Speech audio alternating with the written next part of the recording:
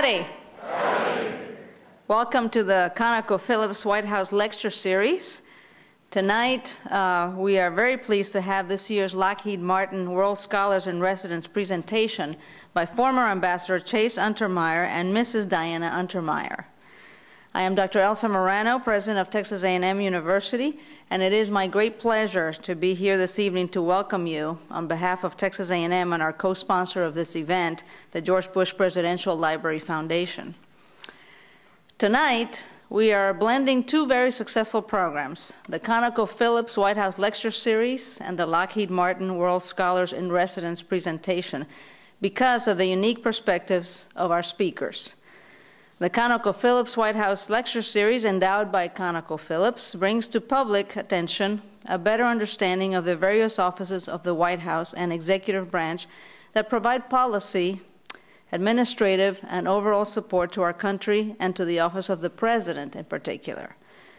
The Lockheed Martin World Scholar in Residence program, endowed by the Lockheed Martin Corporation, invites prominent international academic, business leaders, and public policymakers to visit Texas A&M University to interact with our faculty, students, and the community.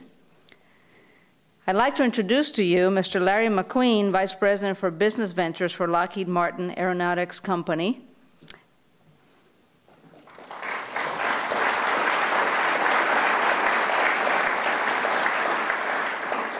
And also Mr. Dwayne Mayfield, a member of the Texas A&M International Board Executive Committee.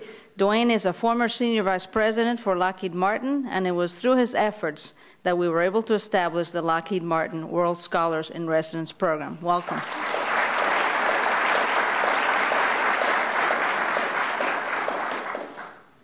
Well, both of these programs provide Texas A&M University opportunities to inspire students and faculty and to broaden our global perspective.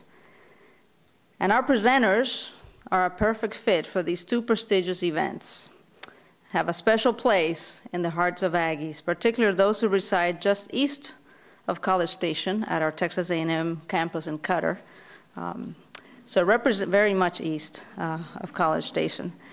Representing our Qatar Aggies all the way in from Education City, please join me in welcoming Kareem Farhat, class of 2009.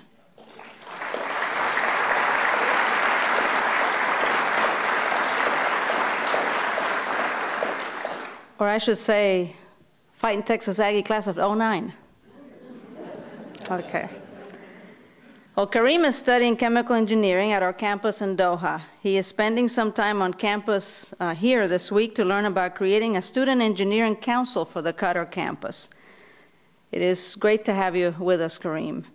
He is joined by Eric Calderon, class of 09, who is the current president of Student Engineers Council here in College Station. Eric?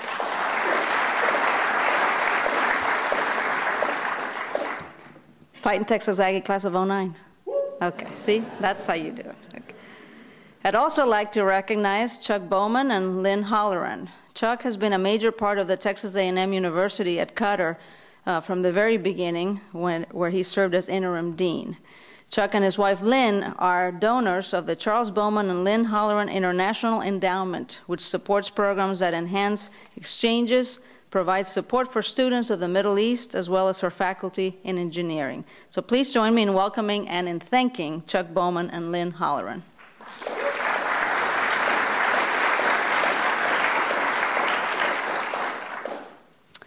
Well, contrary to what you might think, I am not going to introduce everyone in the audience, but I do want to take this opportunity to introduce the newest member of our Aggie administration family, Dr. Jeff Vitter, who is our provost and executive vice president for academics.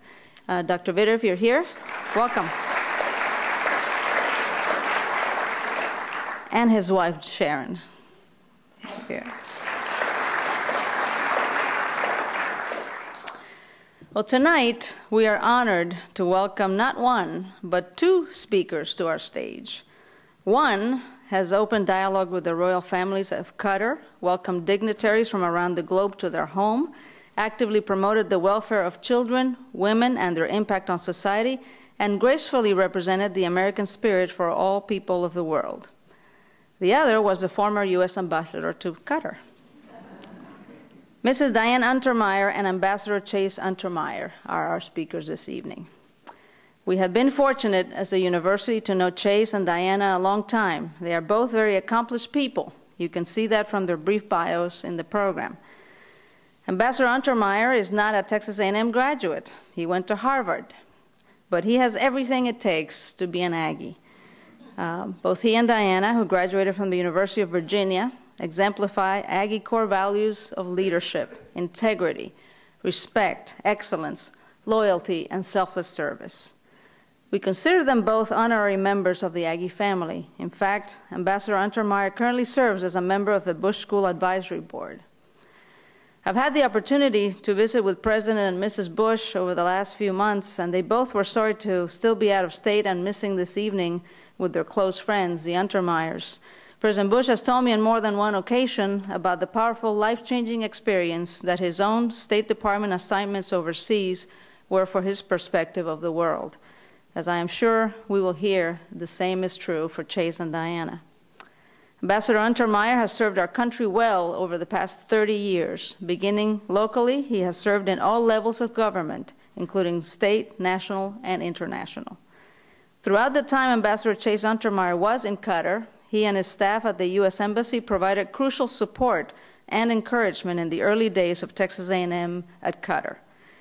They were consistently available to discuss passport issues, security measures, protocol topics, and they provided assistance to non-American faculty and staff traveling to College Station.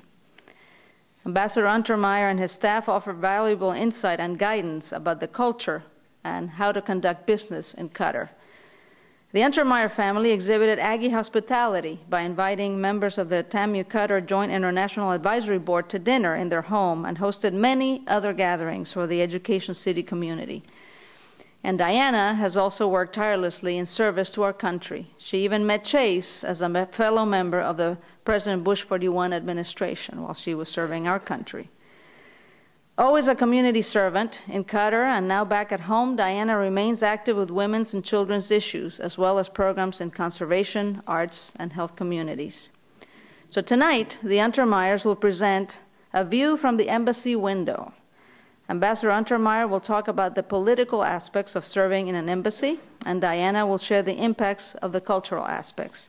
So please join me in welcoming the Honorable Chase Untermeyer, former ambassador to Qatar, and his wife and partner in public service, Mrs. Diana Untermeyer, our fall 2008 Lockheed Martin Scholars in Residence and presenters at the ConocoPhillips White House Lecture Series.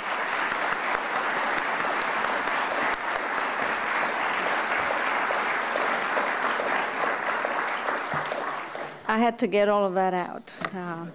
Welcome, and we look forward to listening.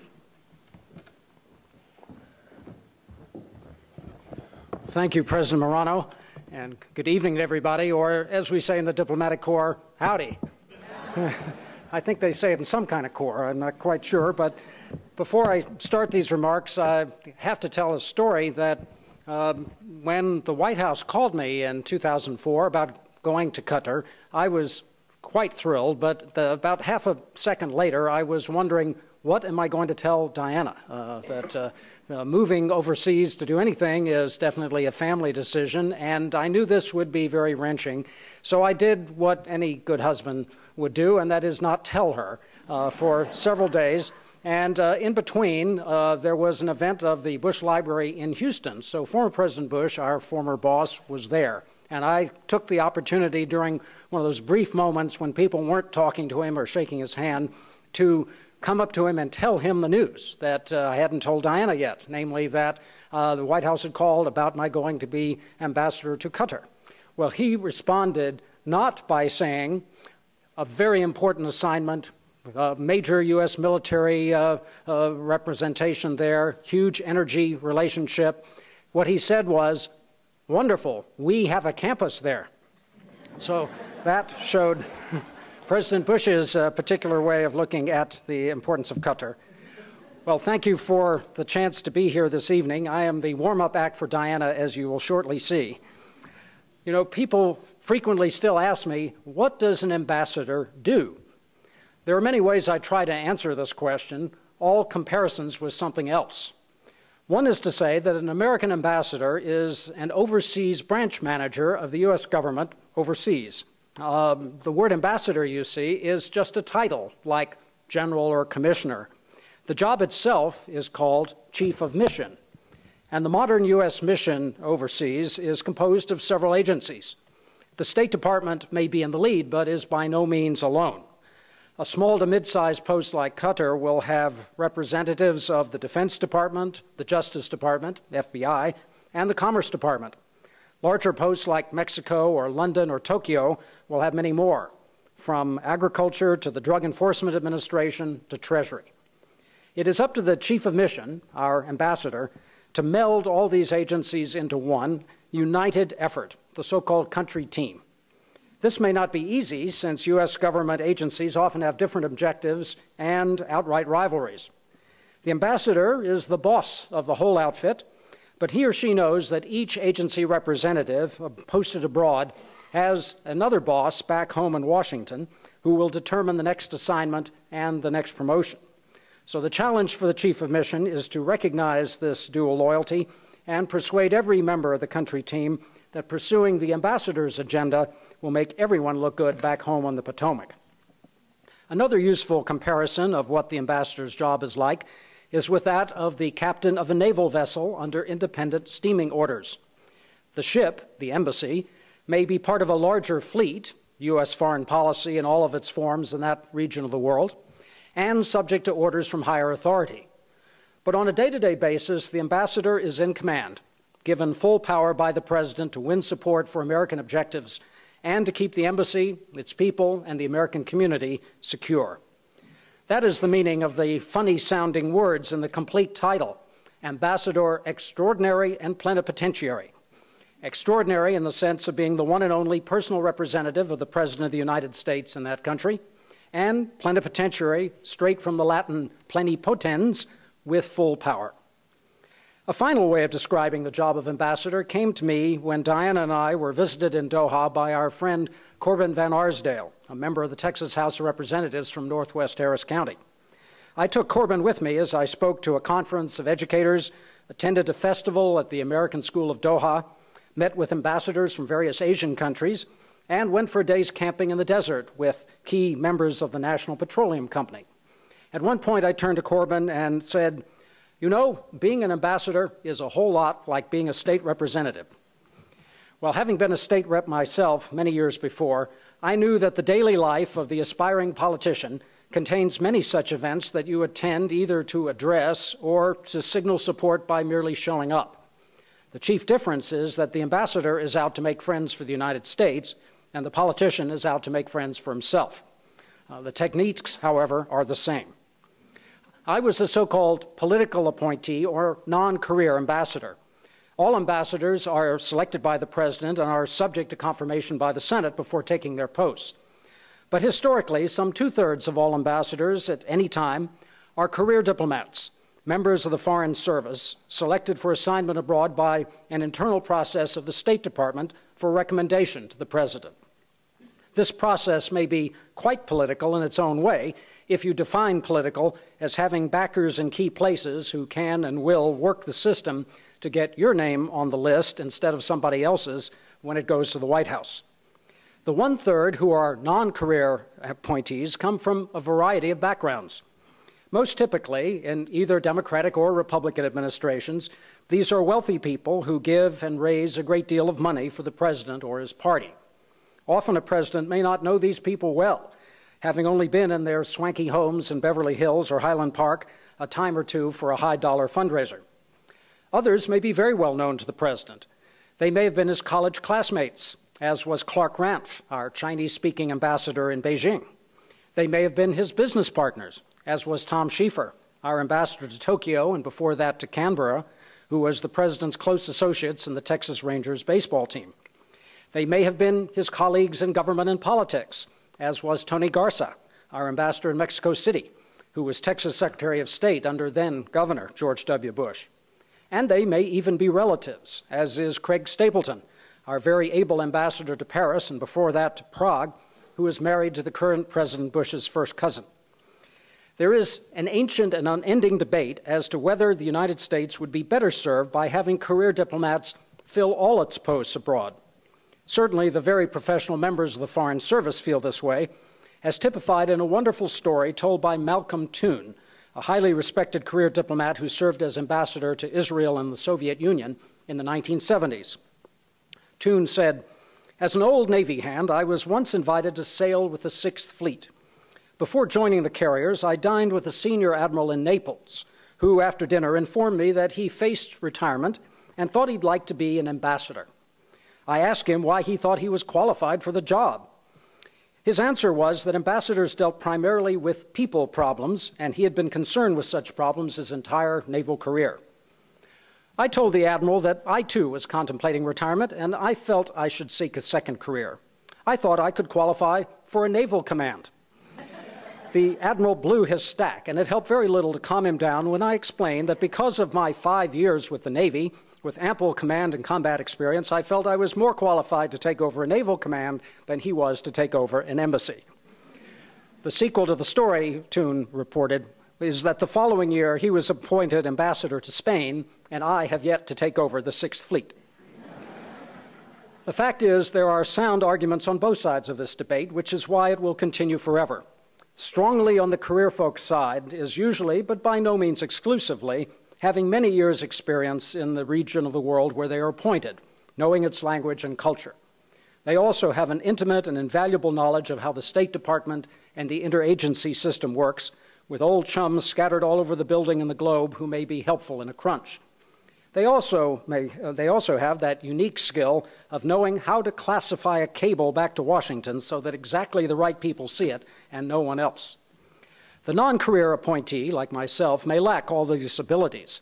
In my case, for example, I did not speak Arabic, and I had spent a total of 18 hours on the Arabian Peninsula before receiving that unexpected golden telephone call from the White House to go to Qatar. What the politicals often have in their favor is management experience, able to get the disparate agencies inside their embassy to work together for the bottom line goals of the whole. The fact political appointees do not spend their professional lifetimes inside the State Department means they are less likely to favor states' interest over that of defense or CIA in a policy dispute. They can survey the scene dispassionately without the pressure of knowing that their future career depends on winning the day for Foggy Bottom. It's often said that politically appointed ambassadors have the extra special clout of being able to pick up the telephone and call the president. I never had recourse to that ultimate action, but thanks to knowing the president's people and having worked a dozen years in Washington, I was able to call friends in the White House and the agencies when I needed to. A career diplomat would have likely had to send a cable to state asking if someone back there would please go through channels in order to contact these same people.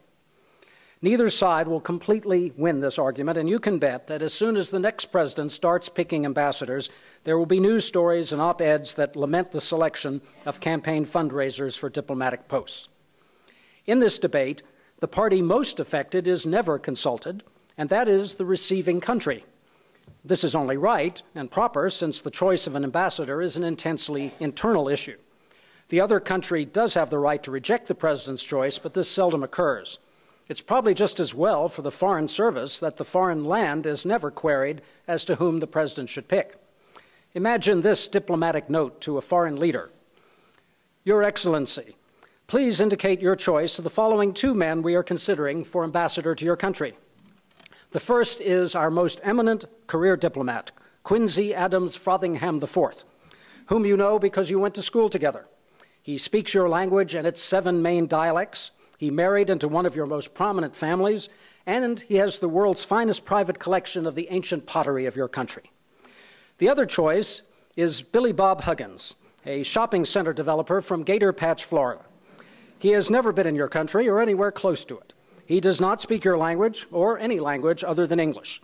He has never been interested in foreign affairs, but he raised $13 million for the president in his last campaign. Whom do you prefer? Since foreign leaders always want American ambassadors with access to top decision-makers back in Washington, I suspect that in this imaginary scenario, Billy Bob would get to pack his bags and Quincy would not. In the 3 years after unpacking my bags in Doha, I would often close letters or emails to friends saying, When we get together again, I'll tell you tales of what it's like to deal with a mysterious, feudal, and exotic government. And if there's time, I'll tell you what it's like dealing with Qatar, too.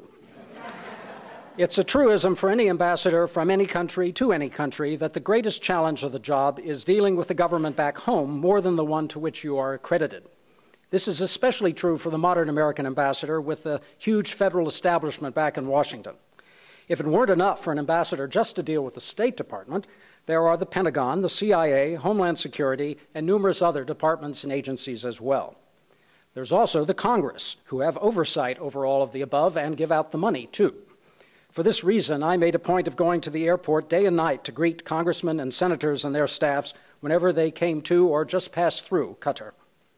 I often said that I drew my paycheck from the State Department, but was not of the State Department. This implied no antipathy to Mother State, for I have to this day only the greatest respect and, in several cases, personal fondness for the extremely talented career diplomats with whom I served.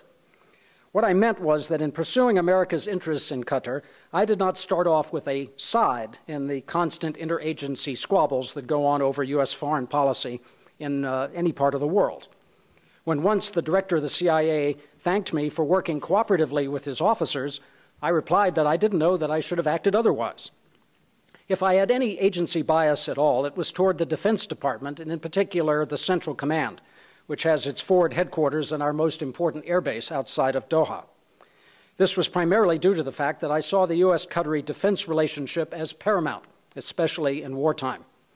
In this endeavor, I had a steady ally in CENTCOM and its two commanders during my time, General John Abizaid and Admiral Tom Fallon. We often found ourselves ranged against the most powerful forces in the Bush administration, who were furious with Qatar over the broadcasts of Al Jazeera, the Arabic language television channel centered in Doha. The internal bureaucratic battle was intense, but in that fight I always wanted to be on the side of the people actually fighting the war, and I was proud to do so. The story is told that Ronald Reagan's Secretary of State, George Shultz, would receive U.S. ambassadors when they were back in Washington. After a discussion in armchairs, the secretary would ask each ambassador to follow him over to a corner of the room where there was a large standing globe. "Would you mind showing me exactly where your country is?" Shultz would inquire. Ambassadors were surprised that Shultz, holder of a doctorate in economics, needed to be shown where Norway or Nigeria are, but they would dutifully spin the globe and point to the country where they were serving. At that moment, Shultz had them. "No, it isn't," he would say, spinning the globe back and pointing to the United States. "Always remember, this is your country." This anecdote illustrates another unending issue affecting all ambassadors, whether they are the faithful conveyor of their country's policies to the host country, or whether they are more often the faithful conveyor back home of the host country's attitudes toward those policies. Clearly, a good ambassador needs to be both. He or she needs to be a vigorous promoter of America's political, military, and economic interests, but he or she also needs to tell Washington what's really going on. Washington may not always like hearing the truth, and someone in an office thousands of miles from the scene will always grumble, "It looks like old Fred has gone native." But this prospect should never deter the ambassador from reporting the truth as he or she honestly sees it. Otherwise, why in the 21st century should countries still send human beings abroad in an extraordinary and plenipotentiary fashion, just as in the days of the Renaissance? It would surely be easier and cheaper, not to mention edgy and cool, if countries sent each other fax machines instead. That way, diplomatic notes could be delivered to the foreign capital precisely as some brilliant soul wrote them, without a creature called ambassador to fudge the text or its tone. For that matter, why couldn't heads of state simply text each other? Think how much money their governments could save in furnishing embassies, armoring limousines, buying flagpoles, clipping lawns, and preparing canapes. Alas, modern technology in all of its speed, dazzle, and capacity can never supplant the services of the old, serviceable, able, loyal, and honest diplomat 1.0. Neither can technology yield the benefits of having that diplomat's spouse on the job for the home country, too, at little extra expense. That was certainly the case in Qatar from 2004 to 2007, when Diana magnified the presence of the United States through her embrace of the Qatari people and their culture. She became so celebrated locally that some people actually called me the husband of the wife of the American ambassador. And here to tell you about that experience is my helpmate and partner in life, love, and diplomacy, Diana Cumming Kendrick Untermeyer. Thank you.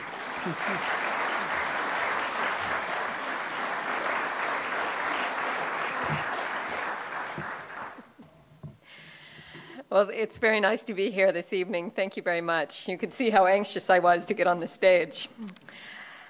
Well, as long as spouses follow the ethics rules, the U.S. government doesn't really give much thought to what we might be doing. And that was good for me, is good for me, because likely I would have been accused of going native.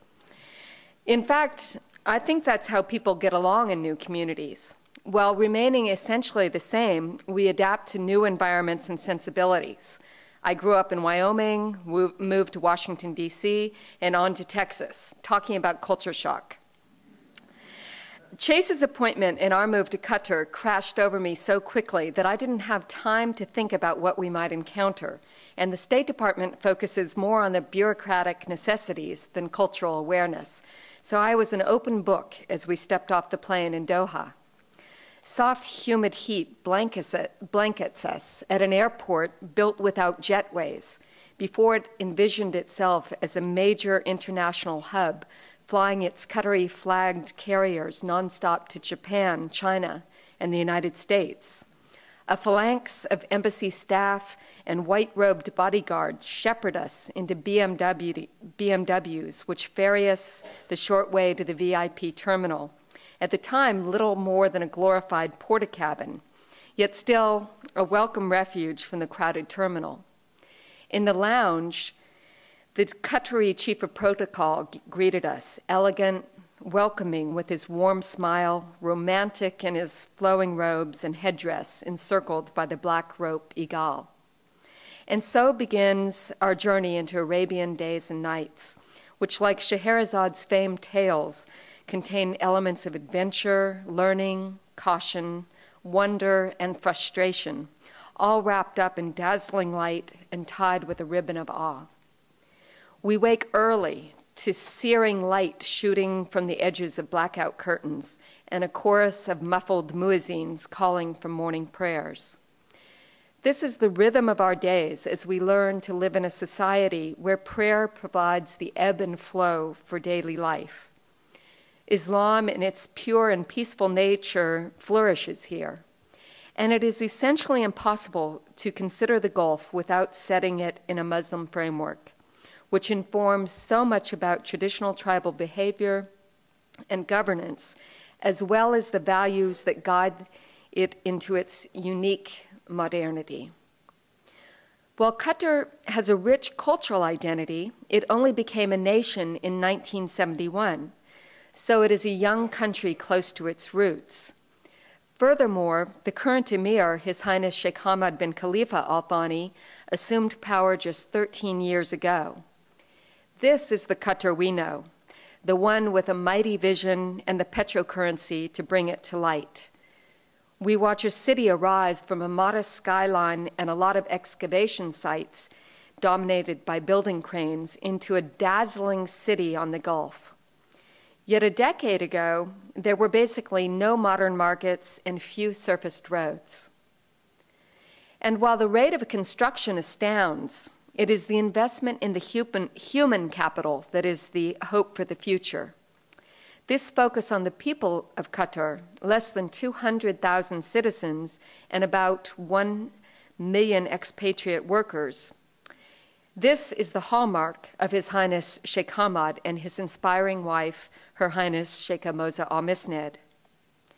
Think of the challenge of transforming a society from conservative, hard-scrabble subsistence to one with the highest per capita income in the world in the course of a lifetime without losing one's traditions and ethical underpinnings. Alhamdulillah, or thanks be to God, wealth is an extraordinary blessing. Yet, like the stories associated with winning the lottery, it can also be a bane. Wildfire change often causes social upheaval. While community responsibility is part of Islam and desert culture, Wealth and opportunity flood this country so fast that it has to struggle to keep up with modern realities. Qataris are a minority, less than a fifth of total residents. This small group, which only a generation or two ago lived as nomadic Bedouin, traders, or coastal fishermen, must learn to manage its encounter with wealth and the obligation to care for the army of workers who are managing and manning projects, digging holes, cleaning houses, and perhaps most importantly, playing a significant role in raising Qatari children. A Qatari more than 50 years old may well remember not having enough to eat. In contrast, modern houses and entire school systems, modern hospitals and entire school systems are being built in outlying areas as well in the capital city of Doha. Nonetheless, runaway inflation and a culture of consumption are leaving many rich people feeling poor as society sets impossibly high standards for what an appropriate lifestyle is. Compare this to the lives of parents and grandparents when standards of success were simple, associated with the basics: food, shelter, and protection of families. Men provided for their families. They hunted for food, dove for pearls, raided rival tribes. Women worked in the home, weaving, caring for livestock, and raising children.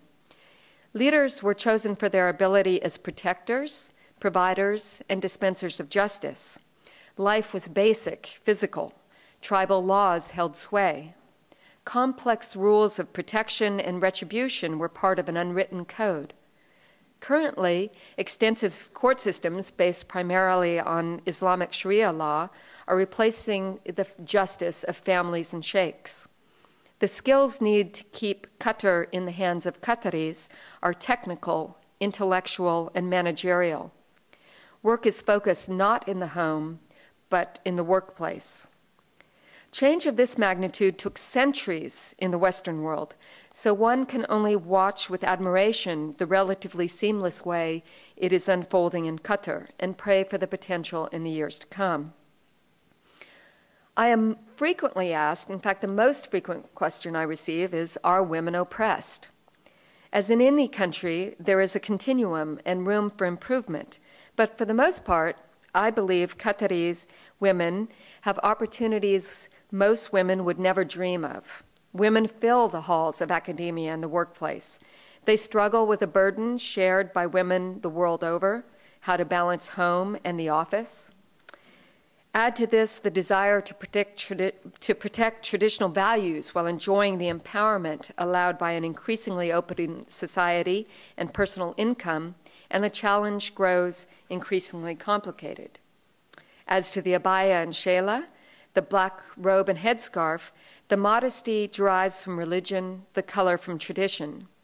And no laws mandate veiling. In fact, abayas are frequently form-fitting and so elaborately embellished with silks, beading, and embroidery that they rival my nicest evening gowns for beauty and expense. Women also drive, as well as filling shopping malls and other public places. Many young women express a desire for freedom without losing what is good about their traditional life. Some of that tradition has to do with close family ties and the subservience of the individual to the group. I don't think most women want to throw out the protection of the family for unfettered freedom, particularly since they are benefiting from a rapid expansion of opportunity fueled from both the grassroots and from the political leadership. So while the world focuses on the status of women in Qatar, I fear more for the young men. Undoubtedly, men hold the majority of senior positions. Nonetheless, with few restrictions and ready access to cars and cash, many are tempted by idle life. I call it the Starbucks generation, since they seem to have way too much time to spend drinking coffee during working hours. Young men are literally killing themselves on the roads. High speeds, reckless driving made Qatar #1 in the world for traffic deaths. As in other arenas, making laws is not the problem. Enforcement is. In the last 3 years, a joint public-private partnership is making visible headway, including increased professionalism of the traffic police and prevalent radar cameras.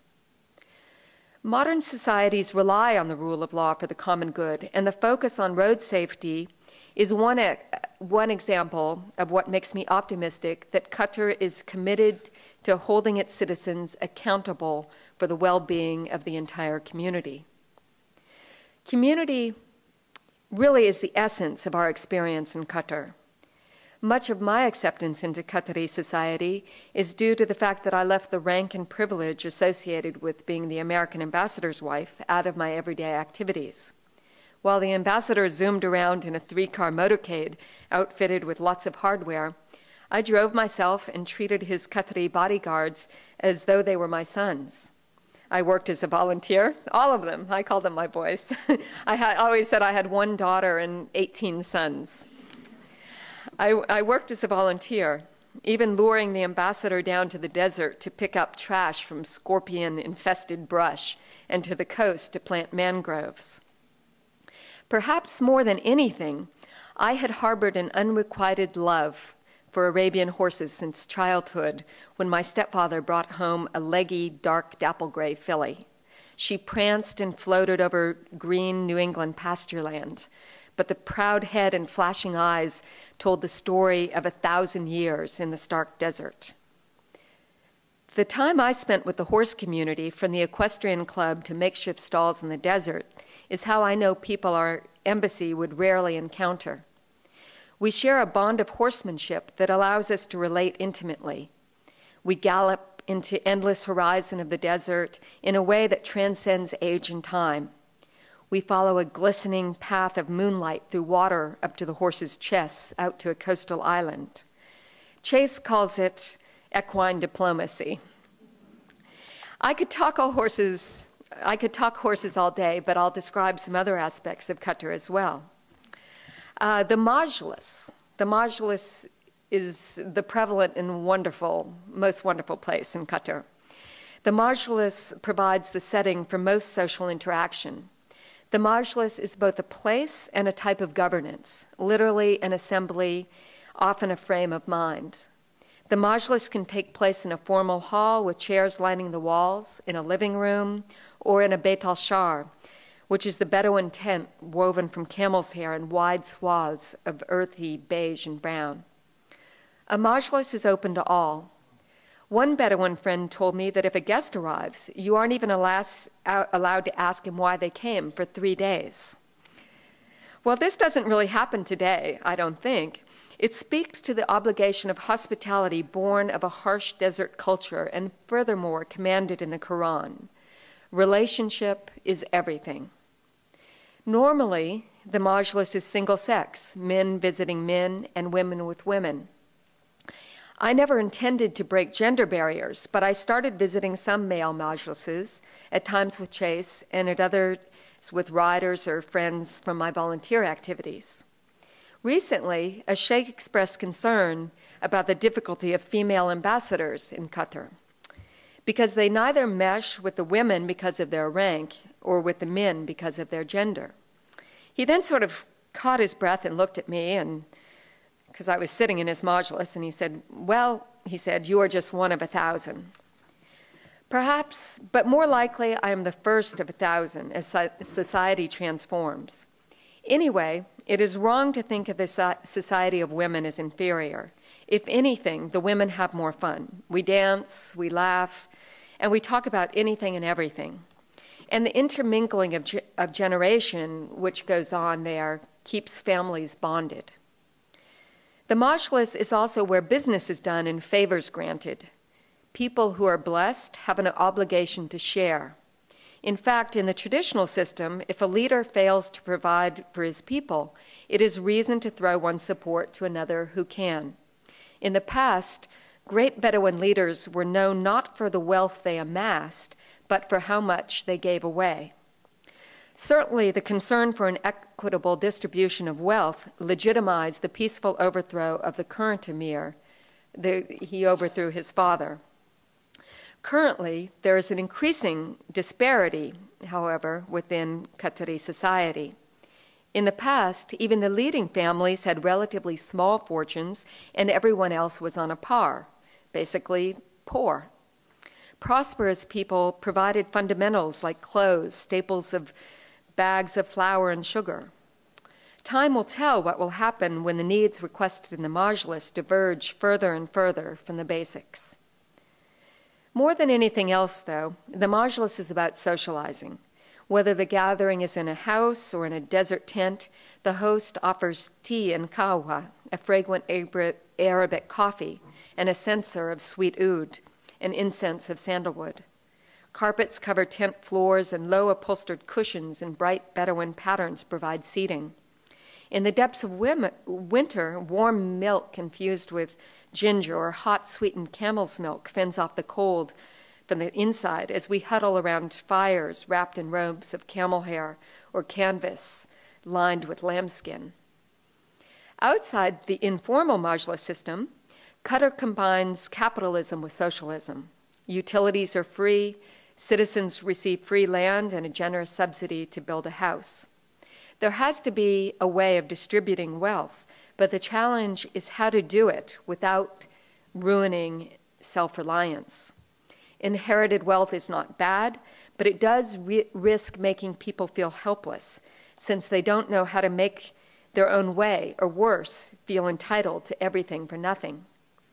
Citizens in this tiny, endlessly wealthy country must take advantage of free education and assume positions of authority in business and government rather than relying solely on imported expertise. Unfortunately, things like Education City and the A&M campus there are really preparing this young generation to do just that. As in America, the haves and have-nots will soon be defined more by who is educated and who is not, because that will determine who prospers. There are definitely traditionally minded Qataris who see education as succumbing to the allures of the West, and this just feeds another source of latent friction as Qatar moves away from its homogeneous past. Nonetheless, the most visible area of changing and conflicting social norms concerns women. Men and women interact more and more, particularly at the numerous international conferences Qatar organizes. There is a different standard for greeting foreigners than Gulf residents. A woman who might shake hands with a Westerner often politely nods at a countryman, and sometimes they really look around and are perplexed. Why is it that they can talk to an American man or a Palestinian man, but they are really subject themselves to gossip if they speak to a fellow Qatari? And, they really feel that, but definitely that barrier exists. With Muslim men, I try to judge whether or not they want to shake hands, which may vary from time to time, depending on whether or not they have just done their ablutions in preparation for prayer. In general, however, to offend is worse than to uphold any prohibition on touch between a man and woman. So I've seen a man who I know usually doesn't even shake hands with women, except kisses on the cheek from a well-meaning Western female. I believe the issue of touching is misinterpreted in our modern times. The origin of this religious taboo, as many of which are now associated with the denigration of women, must be seen in the light of the time of the Prophet Muhammad. This was a protection for women against unwanted advances. Just as Jesus uplifted women from second-hand citizenry, so did and does the Quran. The Quran codified rights for women like property ownership that took American women well into the 20th century to achieve. It is easy to focus on certain symbols, such as the head covering, which is part of a modest dressing known as the hijab. Yet I know Qataris who only donned hijab late in adulthood and say they find it incredibly liberating. They feel more in touch with their religion, and they find men treat them more seriously as professionals. This sounds similar to Western women who are careful not to wear revealing clothes to the office. It is a matter of degree. Choice is, of course, the key, and it seems Qataris are doing more and more choosing. To get into a religious debate here would have a scholarly knowledge I don't have, but I will risk saying that many of the abuses committed in the name of Islam seem to be based more on cultural tradition and on political power plays than on a precise reading of the Quran. And as long as I broach this sensitive subject, I would like to suggest that all of us would benefit from an in-depth study of religion, both our own and that of others. Religion cannot be left out of the debate. Few governments operate in a vacuum devoid of the sacred. Certainly the United States, a bastion of secular democracy, has been swayed by tides of revivalism since its founding. Ostensibly, atheist China is being buffeted by Buddhist monks. And each Middle Eastern country has its distinctive dialectic between the state and religion. Religion is more than culture and ethics. For believers, it defines souls and gives meaning to existence. Nevertheless, a wide chasm exists between divine inspiration and human practice. Even a cursory examination of holy texts and subsequent interpretations imposed like so many layers of sediment illustrates the common compassionate core of the three great monotheistic faiths, Judaism, Christianity, and Islam. Yet we find ourselves awash in antagonism and blinded by ignorance. A fine line separates the recognition of religious-based influence in geopolitics and the condemnation of an entire religion for the acts of a few. When evil occurs, the divine is absent. This is human error, a wrong interpretation of the divine call for salam, shalom, peace. Even though medieval Christian crusaders were inspired by religious zeal, socioeconomic and political conditions set the stage, and the indiscriminate slaughter was purely man-made.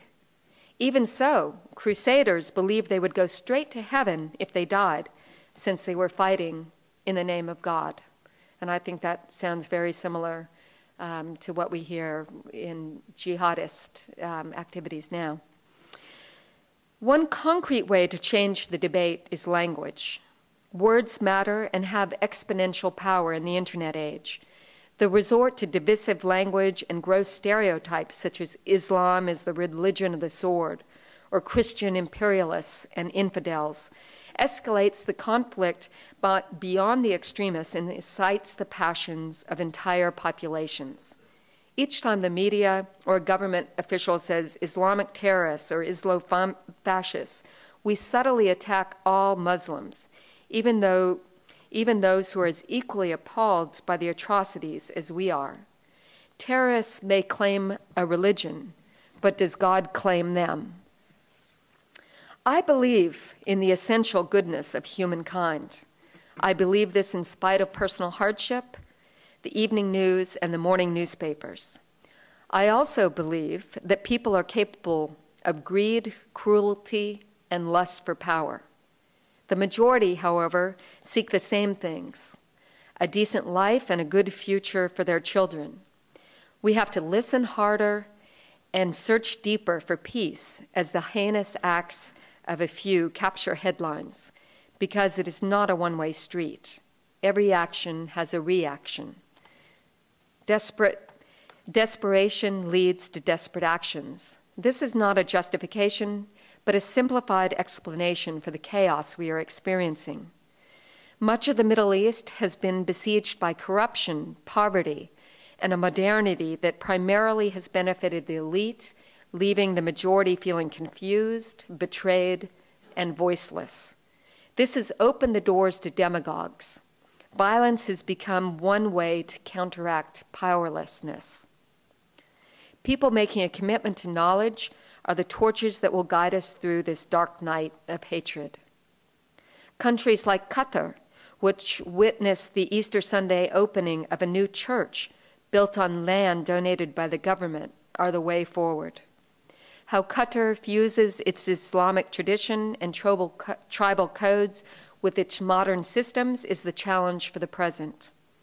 Currently, progress is driven by the combined force of private citizens and public policy.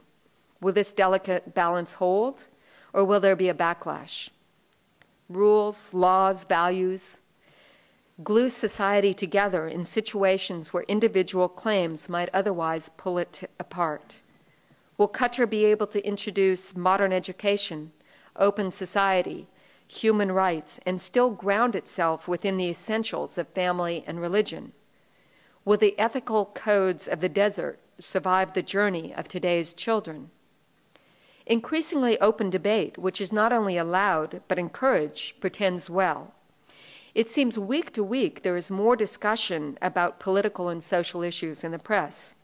Northwestern University School of Journalism will open soon. And I don't think a country that isn't committed to pushing its people to take hold of its own destiny would be teaching them the arts of protest and open discourse. Even Al Jazeera, a source of international consternation, has indisputably blown open the gates to modern media coverage in the entire region. Qatar Television hosts a show called Your Decision, which is similar to a town hall meeting. Prominent figures like the Prime Minister answer questions to a live audience. The excitement created by these debates inspires many students to create debating societies at school. Just recently, one of my teenage friends called me from New York to say he was in the U.S. for a week as part of the national debate team.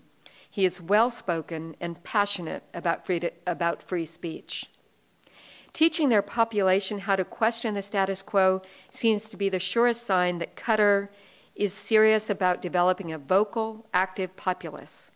This fledgling movement towards civil society is a necessary precursor to democracy, as are the emphasis on developing volunteerism and human rights. I am optimistic that Qatar will build a strong future, not only for itself, but also will be a positive influence in the region. Her Highness once told me that Qatar has no excuse but to succeed because of its small size and vast resources. That is true, but the country is also sharing its wealth with other nations in countless ways. They build schools in Pakistan and Thailand. They sent $100 million to aid Katrina victims in America, and their generosity continues, including a recent commitment to a Gustav and Ike Fund. Through education and example, Qatar promotes peace and prosperity. While remembering that Scheherazade spent years spinning her tales with her life on the line, we will watch with hope as the next 1001 nights and more unfolds. Alhamdulillah.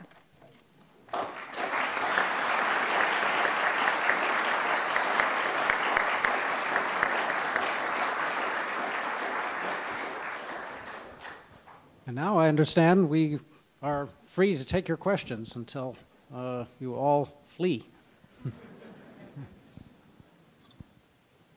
Must be one or two. Yes, sir. Mr. Ambassador, you probably undersold your responsibility in terms of the commercial interests. You might elaborate a little bit more on your activities in supporting carrying on commercial interests. The question was, what was the responsibility of an ambassador in Qatar with regard to the commercial interests of the United States? I think of three in particular.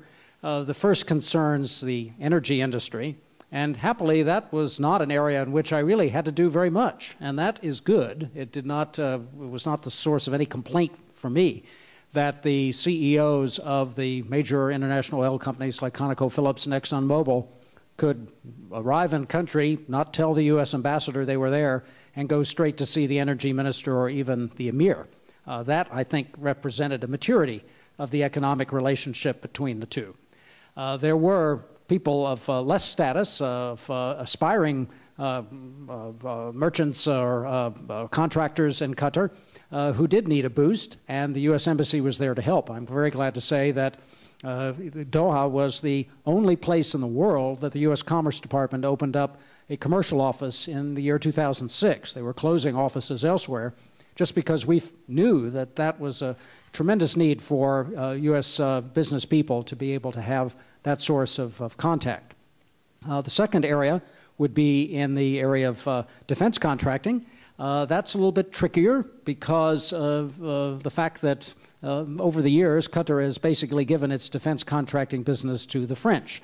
But the U.S. Embassy is still in there plugging, and we hope that Lockheed Martin and Raytheon and the other good contractors will be able to get their chance to show how good our equipment is. And the third area, in general, concerned U.S. aircraft, and I speak specifically of Boeing aircraft, commercial aircraft, because it is the only builder of those kind of jets. That made it very easy for the U.S. government to be an advocate for Boeing because there was no other U.S. company in the hunt. Whenever there is more than one, then the U.S. government has to hold back and just be for an American winner rather than a particular winner. In the case of commercial aircraft, it was very much easier given the fact that Boeing was the only purveyor of the 777 or 787.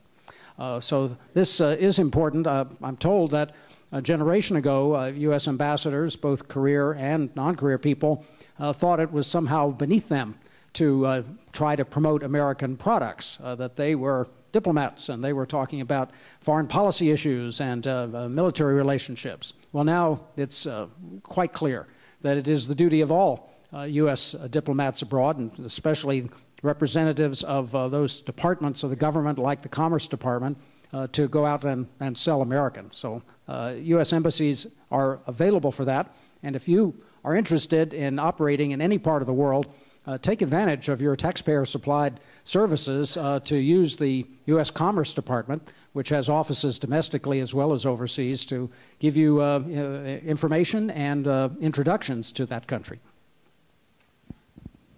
Yes, please. Mr. Ambassador, what were the major foreign policy issues that you had to deal with? Well, the main foreign policy issue with which I had to grapple was the ongoing U.S.-Qatari relationship, which is excellent. As I indicated, there is a major U.S. Air base outside of Doha, the Al Udeid Air Base, which is a Qatari air base. There was never any question that that relationship would continue.